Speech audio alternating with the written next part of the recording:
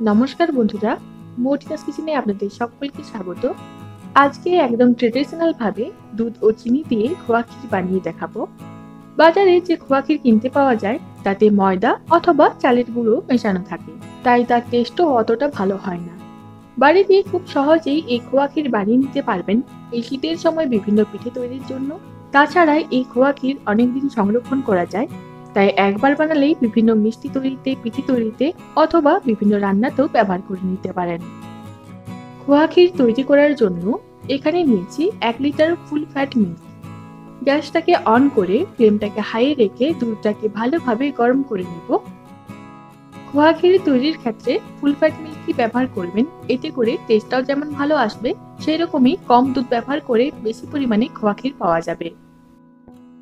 দুধটা যখন ভালোভাবে ফুটে উঠবে তখন এর মধ্যে দিয়ে দেব স্বাদ বুঝে চিনি। চিনিটা পুরোপুরি গলে না যাওয়া অবধি গ্যাসের ফ্লেমটাকে হাইতে রাখবো। চিনিটা প্রথমেই ব্যবহার করলাম, এইভাবে যদি চিনিটা ব্যবহার করা হয় তাহলে খোয়া ক্ষীরটা দানা দানা হয় আর কালারটাও ভালো আসে। তবে চাইলে আপনারা সেসব ব্যবহার করতে পারেন। চিনি যদি একেবারে কম ব্যবহার করা হয় অথবা না ব্যবহার করা হয় তাহলে খোয়া ক্ষীর তাড়াতাড়ি নষ্ট হয়ে যায়, বেশি দিন সংরক্ষণ করা যায় না। দেখতেই পাচ্ছেন যে চিনিটা গলে গেছে। এবার ফ্লেমটাকে মিডিয়াম টু হাই রেখে কন্টিনিউয়াসলি নাড়াচাড়া করে যাব।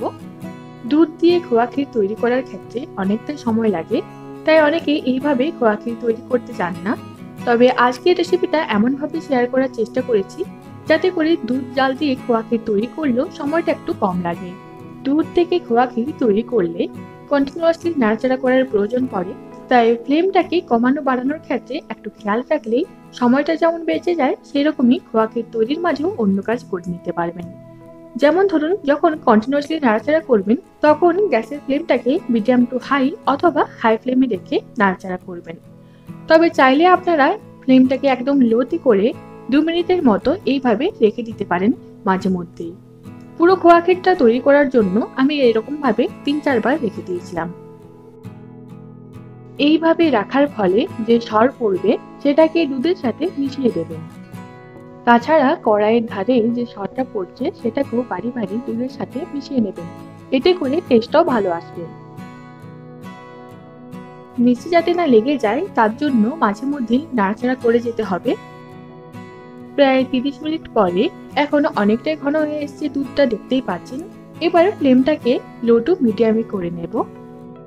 এই খোয়া ক্ষীর 1 মাস ধরে সংরক্ষণ করতে পারবেন, তাই 1 মাসের মধ্যে যে কোনো পিঠে তৈরিতে, মিষ্টি তৈরিতে বা অনেক ধরনের রান্নাতে এই খোয়া ক্ষীর ব্যবহার করতে পারবেন।